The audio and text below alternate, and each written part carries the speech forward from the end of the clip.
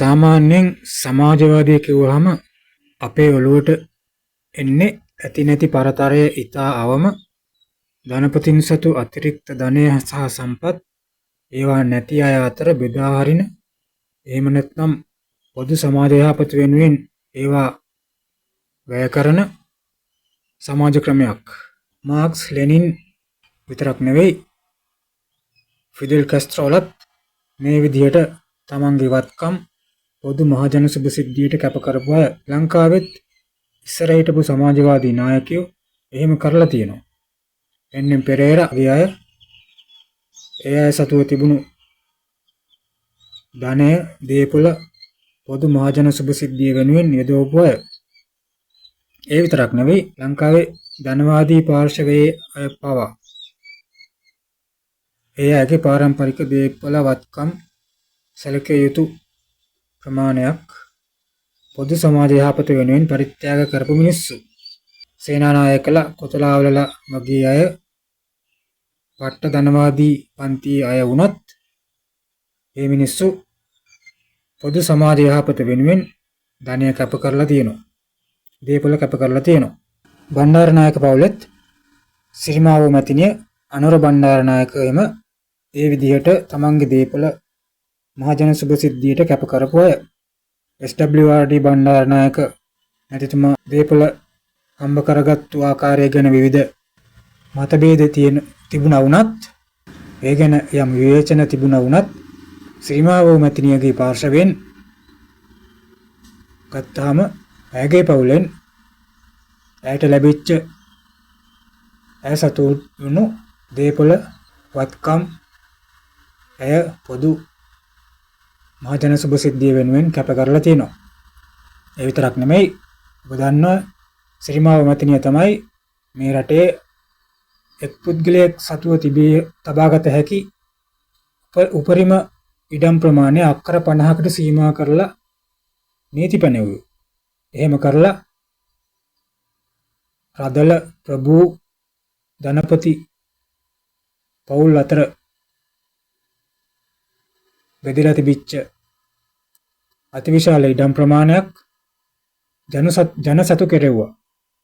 ඒ ජනසතු කරපු ඉඩම් පස්සේ කාලෙක විවිධ දේශපාලකයෝ සහ විවිධ වෘත්තීය සමිතිකාරයෝ විනාශ කරලා දාපු එකට කරන්න දෙයක් නෑ. ඒක වෙනම කතාවක්.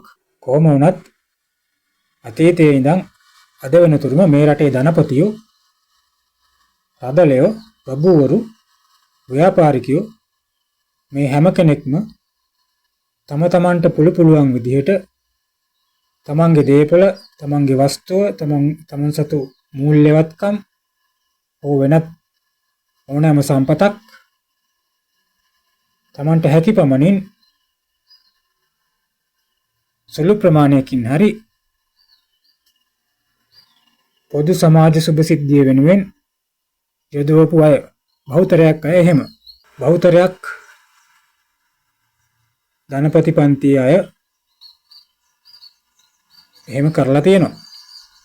වර්තමානයේ වුණත් පොදු සමාජ සේවා කටයුතු කරන්න කවුද කියලා හොයලා බැලුවොත් ඒවා බහුතරයක් රජය විසින් කරන දේවල් වලට වඩා ධනවත් ව්‍යාපාරිකයෝ විසින් එමත් නැත්නම් පාරම්පරික ධනවත් ප්‍රභූ පවුල් වලින් සිදු කරගෙන යන ව්‍යාපෘති. ඒ මිනිස්සු ධනපති පන්තියට අයිති වුණත්, ධනපති ජීවිත ගත කරුවා වුණත් ඒ මිනිස්සු තුල නියම සමාජවාදී අදහස් ආකල්ප තියෙන බව තමයි පෙනී යන්නේ. ඒ මිනිස්සු තමුන් හම්බ කරගෙන තමුන් විතරක් කාලා ඇඳලා සැප විඳිනවට අමතරව පොදුවේ සමාජයේ යම්කිසි කොටසයකට හෝ සුළුවෙන් හෝ සේවයක් සපයන්නට තරම් මානුෂීය හදවත් තිබුණු මිනිස්සු. නමුත් මේ සමාජවාදී කියලා කියාගන්න ජනතා විමුක්ති පෙරමුණ ආරම්භයේ ඉඳලම කෙරුවේ මොකක්ද? ආයුධ අරගෙන කැරලි ගහන එක, පොදු ජනතාවගේ දේපොළ ගිනි තියලා පුපුරවලා කඩලා බිඳලා විනාශ කරලා දාපු එක. දුප්පත් මිනිස්සුන්ගේ ගෙවල් බිඳපු එක. දුප්පත් මිනිහාගේ බත් මුට්ටිය පවා හොරකම් කරගෙන ගිය එක. මිනිස්සු මරපු එක. විශේෂයෙන් උගත් තරුණයින්ව මරලා දාපු එක. ඒ විතරක් නෙමෙයි අර කලින් කියපු ධනපති පාලකයෝ ධනපති ප්‍රභූ පෙළන්ති මිනිස්සු මහජන සුභසිද්ධිය වෙනුවෙන් ඇති කරපු ආයතන වලට තමන්ගේ සමාජිකයින්ව රිංගවලා ඒ ආයතන ඇතුලේ වෘත්තීය සමිති අටවගෙන වැඩ කරන්න නොදී වැඩ වර්ජන උද්ඝෝෂණ කරවලා ඒ ආයතන කඩාවැට්ටුවා. ඒ විතරක් නෙවෙයි වෘත්තීය සමිතිවල සමාජිකයින්ගෙන්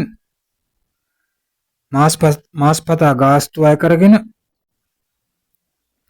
ඒවයින් උන්ගේ පක්ෂ අරමුදල තර කරගත්තු එක. එතනින් නවත්තන්නේ නැතුව පෞද්ගලික ආයතන වලට පවා උන්ගේ උන් රිංගවල වෘත්තීය සමිති අටවගෙන ඒවායේ අයිතිකාරයින්ට තරජන ගර්ජන කරලා කප්පම් ගත්තා.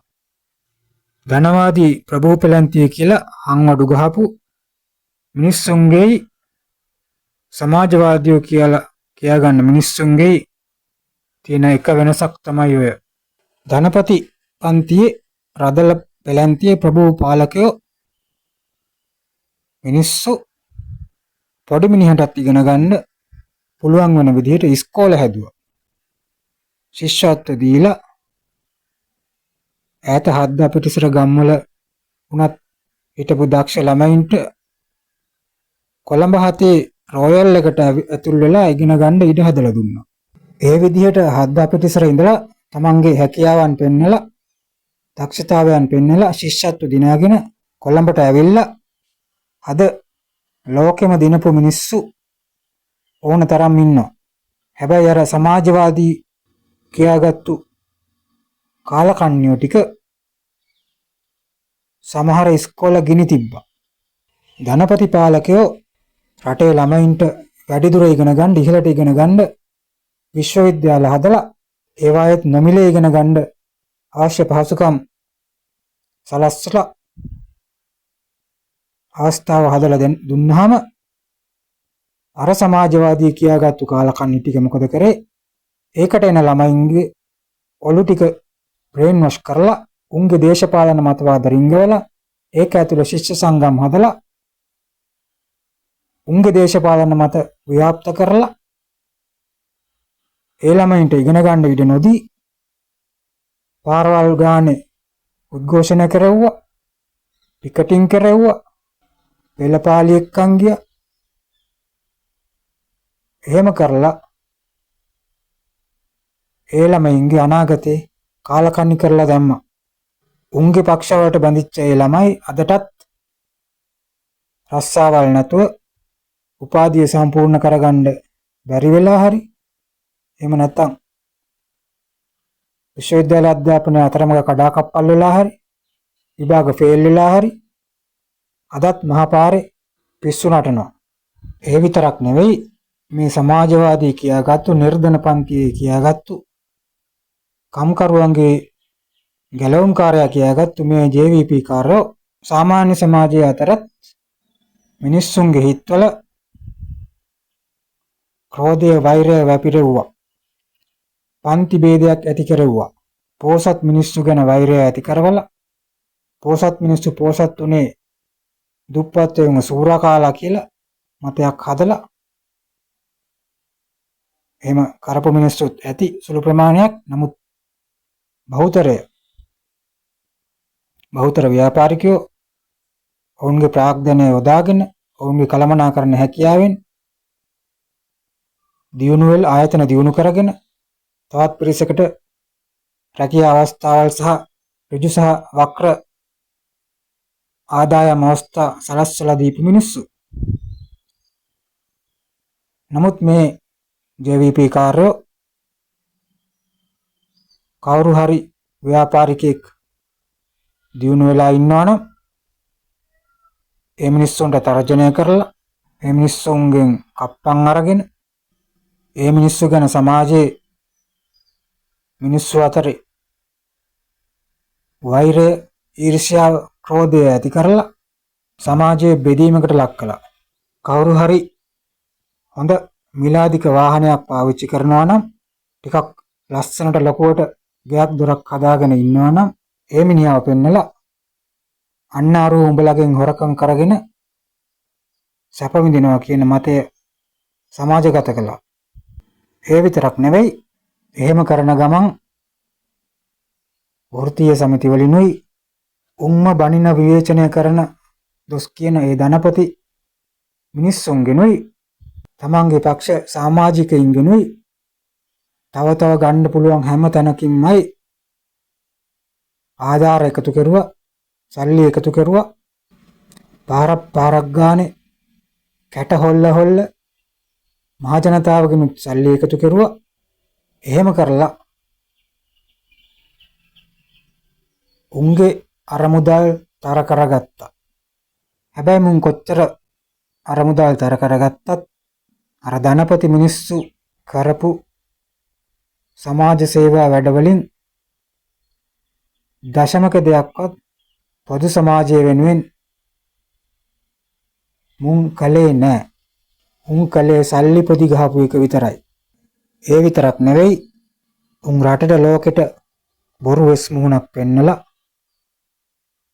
තමන් නිර්ධන පන්තියේ නිර්ධනය නියෝජනය කරන නිර්ධන විදිහට නිර්ප්‍රභූ විදිහට ජීවත් වෙන මිනිස්සු කියලා පෙන්නලා ව්‍යාපාර කරන්නේ නැහැ, සල්ලි හම්බ කරන්නේ නැහැ, පක්ෂ සමාජිකයෝ දෙන දෙකින් තමයි ජීවත් වෙන්නේ කියලා ලෝකෙට පෙන්නලා රටට පෙන්නලා බුරු කරලා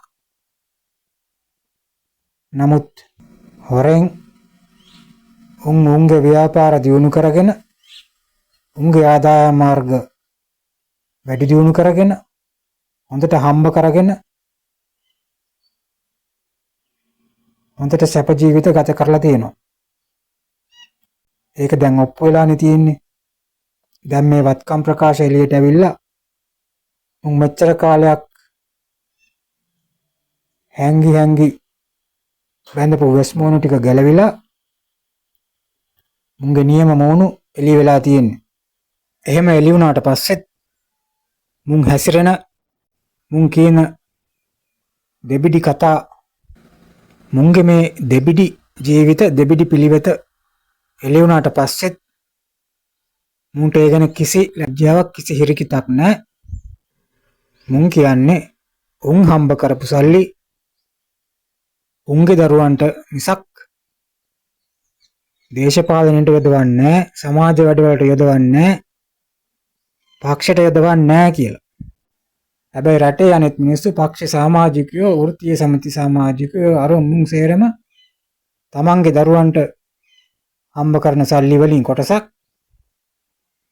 මුන්ට දේශපාලනය කරන්නයි, මුන්ව නඩත්තු කරන්නයි, මුන්ට කණ්ඩ බොණ්ඩ අඳින්න පළඳින්න දෙන්නයි වැය කරන්න ඕන. රැස්වීමකට ගියාම, මලගෙදරකට ගියාම හාල් සේරුව, පොල් ගෙඩිය, කේල් කන, කරවල කෝරිය විලිලැජ්ජාවක් නැතුව මෙවුන් ඉල්ලන් එනවා, හිඟමනේ යනවා. කිසි විලිලැජ්ජාවක් නැතුව, කිසි හිරිකිතක් නැතුව එකතු කරගෙන එනවා. හැබැයි උන් පොදි ගහපු සල්ලි එක රුපියලක්වත් ඔය කියන විදිහට පක්ෂයටවත් පක්ෂ සමාජිකයෝ වෙනුවෙන්වත් පොදු යහපත වෙනුවෙන්වත් යොදවන්න උන් ලෑස්ති නැහැ.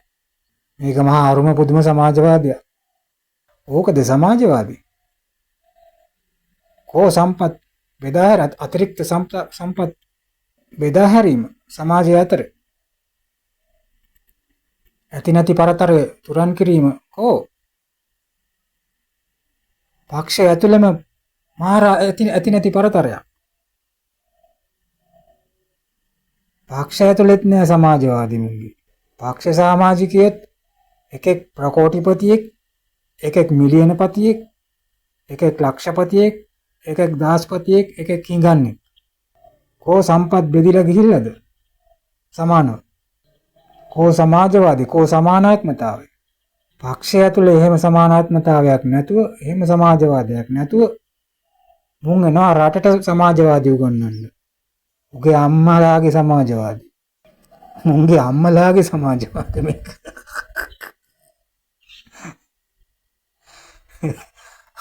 මරු සමාජවාදී. අයියෝ අයියෝ. ඒ විතරක් නෙවෙයි මුන් දැන් මේ රටේ මිනිස්සුන්ගේ බදු සල්ලිත් මුන්ගේ පක්ෂාර මුදල් දර කරන්න තමයි පාවිච්චි කරන්නේ. മന്ത്രിලගේ වටුප කියන්නේ മന്ത്രിලගේ වටුප മന്ത്രി කැමති නම් පක්ෂයට දෙන එක වෙනම වැඩක්. නමුත් ඒක മന്ത്രിට ගෙවලා മന്ത്രി කැමති නම් කැමති ගාණක් දෙන එක ඒක ප්‍රශ්නයක් නෑ. නමුත් කෙලින්ම മന്ത്രിලගේ අම්තිලාගේ පඩිය පක්ෂාර මුදලට බැර කරන්න කොහෙත්ම අයිතියක් නෑනේ. මොකද ඒවා ගෙවන්නේ රජයේ බදු සල්ලි වලින්. රටේ මිනිස්සුන්ගේ බදු සල්ලි වලින්. ඒක අදාළ ඇමතිට හෝ മന്ത്രിට ගෙවුවට පස්සේ ඒ පුද්ගලයා කැමති ප්‍රමාණයක් දුන්නට අපිට කමක් නැහැ. මොකද ඒක එහෙම ඒ පුද්ගලයාගේ අතට ගියාට පස්සේ ඒක ඔහුගේ පුද්ගලික මුදලක් වෙන නිසා එතනින් මුළු මුදලම හරි යම් ප්‍රමාණයක් හරි ඔහුට කැමති තැනකට දෙන්න ඔහුට අයිතිය තියෙනවා. නමුත් එහෙම නොදී රජයෙන් කෙලින්ම පක්ෂාර මුදලට බැර කිරීම කොහෙත්ම එකඟ වෙන්න පුළුවන් දෙයක් නෙවෙයි. මුන්ගේ තිබුණම තක්කඩිකම්, තිබුණම හොරකම්, තිබුණම බොරුවයි වංචාවයි. මුන් තරම් දේශපාලන තක්කඩියෝ ටිකක් මේ ලංකාවේ බිහි වෙලා නැහැ ඉතිහාසෙ පුරා. දේශපාලන තක්කඩිකමෙන්, දේශපාලන වංචාවෙන්, බොරුවෙන් කප් ගහපුන් තමයි මේ JVP කාරයෝ. මුන් රටට කිසිම හොදක් කරලා නැහැ. මිනිස්සුන්ට කිසිම හොදක් කරලා නැහැ. කරපු තරමක් කෙරුවේ විනාශකාරී දේවල්, ත්‍රස්තවාදී වැඩ කෙරුවේ, මිනිස්සු මරුවා, දේපොළ විනාශ කෙරුවා. මිනිස්සුන්ව බොරුවෙන් වංචාවෙන් ගුණාට අන්දලා මුලා කෙරුවා. මුන් කියන කිසිම දෙයක් එක වචනයක්වත් විශ්වාස කරන්න පුළුවන් දේවල් නෙවෙයි. කට ඇරියොත් බොරුවක්, කට ඇරියොත් කෙප්පයක්, කරොත් වංචාවක්, කරොත් බොරුවක්, කෙරුවොත් මොකක් හරි කුප්ප වැඩක් මිසක් හොඳ දෙයක් නම් මුන් කරන්නේ නැහැ කවදාවත්. ඒක සහතිකයි. මුන් කරන්නේ මේ රටයි මේ සමාජයයි සේරම විනාශම කරලා දාන එක විතරයි.